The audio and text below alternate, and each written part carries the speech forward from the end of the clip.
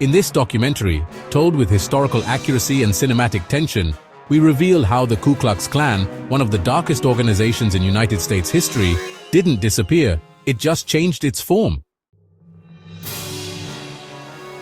Do you think you know who the real enemies of freedom are?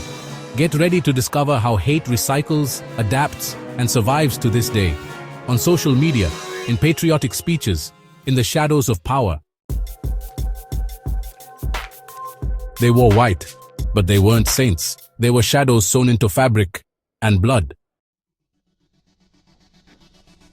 They emerged as a whisper in the ruins of the American Civil War.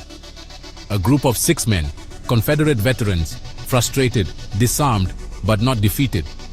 They founded what they called a secret brotherhood, amidst laughter and stale whiskey, in rural Tennessee in 1865. They called themselves the Ku Klux Klan, from the Greek kuklos, meaning circle, but what they drew was not a circle of friendship, it was a cycle of terror. They called themselves ghosts, dead men who returned from beyond to restore white order. Riding horses, hooded, screaming like beasts, they invaded the homes of newly freed black people, tortured, hanged, burned. They claimed to protect Christian civilization. But what civilization is built on fear? What faith demands the rope, the fire, and the hood? In 1871, President Ulysses S. Grant declared the Klan a terrorist organization, and for a moment, silence seemed to win. But monsters don't die, they hibernate. 40 years later, cinema rekindled hell. The Birth of a Nation, one of the most important and most racist films in American history, glorified the Klan riders. And what was supposed to be the past became a trend. In 1915, at a ceremony atop Stone Mountain in Georgia, a cross was burned. A new ritual, a new beginning. In less than a decade, there were millions.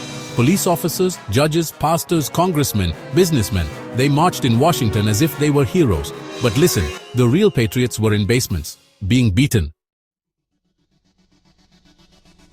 Black people, Jews, Catholics, Italian immigrants, Irish, Latinos, anyone who dared to exist outside the pure line was a target.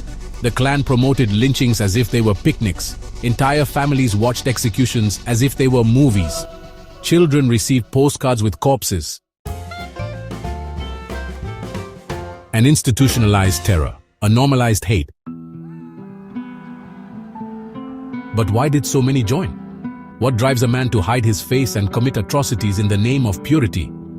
The answer lies in psychology. The Ku Klux Klan was more than violence. It was belonging. An exclusive club for men small in spirit, but thirsty for greatness. Inside the hood, they could be heroes.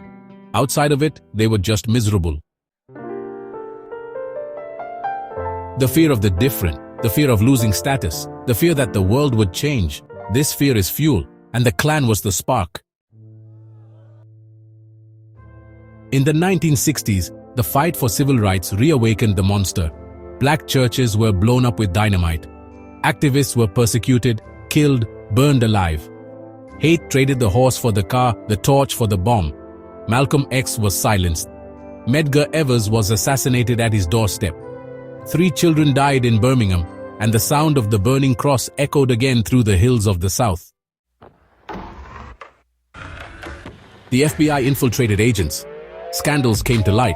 Lawsuits, arrests, internal conflicts. The Klan weakened.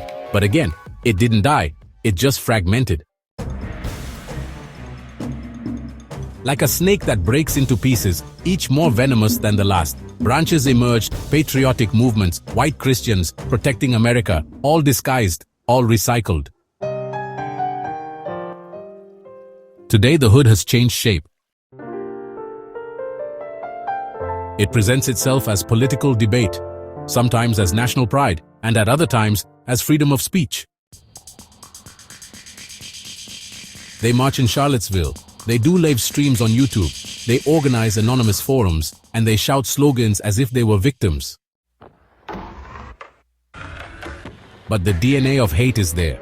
The obsession with race, the delusion of supremacy, the idolatry of the past, and the denial of others' humanity.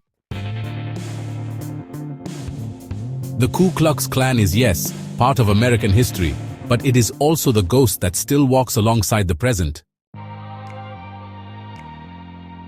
And like every ghost, it only appears to those with open eyes. Because it no longer needs to burn crosses. It burns minds. It no longer needs to lynch bodies. It lynches reputations. And it no longer uses ropes. It uses algorithms.